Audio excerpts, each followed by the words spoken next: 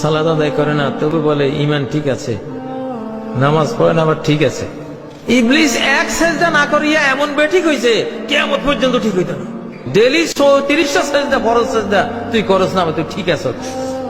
কি ঠিক আছ? তুই যে জাহান্নামী হইছ এইটা ঠিক আছে, এইটা বেঠিক হবে না। মান তারাকা সালাতান ওয়াহিদাতান মুতাআম্মিদান ফাকাদ কাফার, এক ওয়াক্ত সালাত ইচ্ছা করে যে ছাড়লো সে কুফরি করলো।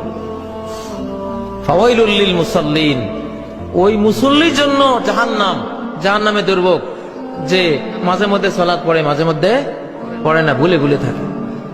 আর যে কন্টিনিউ পড়ে না, তোমার তো বিনা হিসাবে জাহান্নাম, হিসাব নিকাশেরও কোনো দরকার নেই। ক্বালু মা সালাকাকুম ফি সাকার, ফেরেশতারা জিজ্ঞাসা করবে এই সাকারবাসী জাহান্নামীরা কিসে জাহান্নামে ঢুকালো? ক্বালু লাম নাকু মিনাল মুসাল্লিন, আমরা কি ছিলাম না? নামাজে ছিলাম না, সালাত আদায়কারী ছিলাম না। সেদিন বুঝবা, সেদিন বুঝলে কোনো লাভ হবে না।